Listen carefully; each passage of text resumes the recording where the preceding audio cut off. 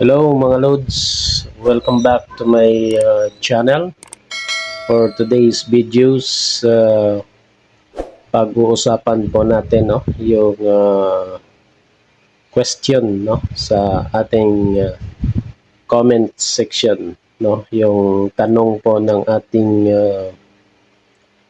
viewers.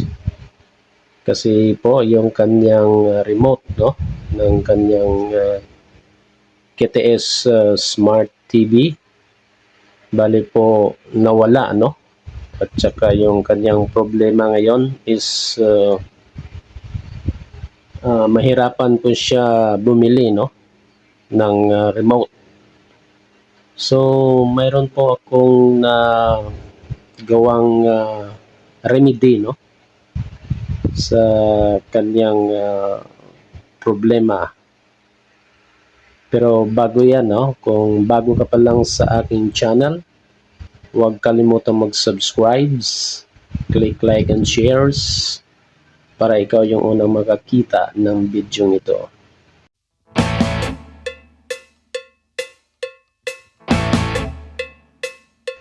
So yun mga Lods, kung wala pong remote yung inyong smart TV so ganito lang po yung ating gagawin dito po yan sa bandang baba. Dito po yan mga Lods. Dito po yung ating on off Dito po yan sa malapit sa may umiilaw ito sa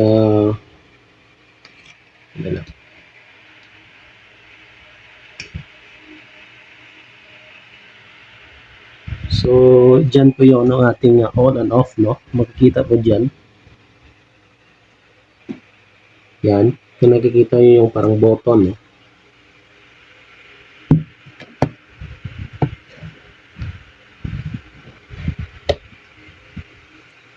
yan po yan mga Lods, yung on and off yan, i-press lang po natin yan.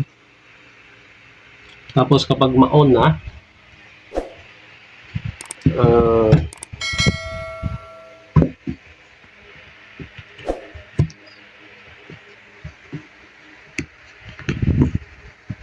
tapos kapag ma-on na mga Lods, saksak po natin yung ating mouse so bibili po tayo ng mouse, either wireless or gusto nyo po yung may wire directly.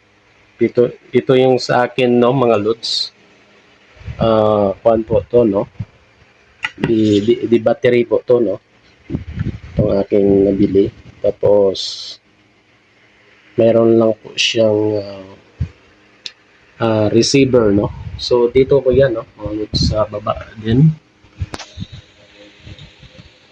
Bali yan po yan USB.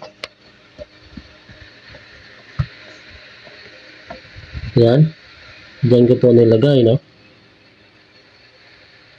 ito po.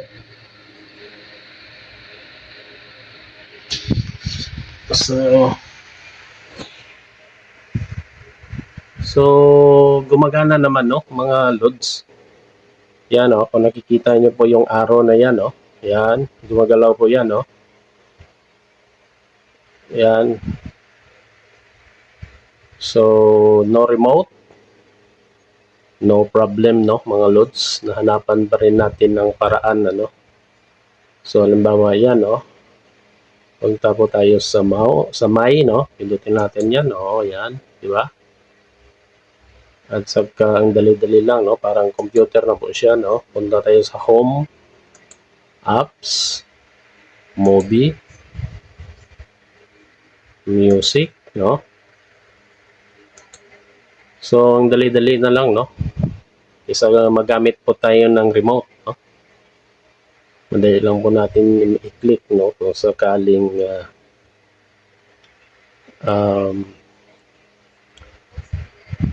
manood po tayo ng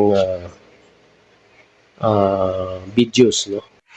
So, yan lang muna, no, mga lods, for today's videos. At kung nakatulong po itong tutorial na to, no, huwag kalimutan mag-subscribe, click like and shares. Malaking tulong na po yan para sa aming mga content creators. Maraming salamat po. See you for the next videos.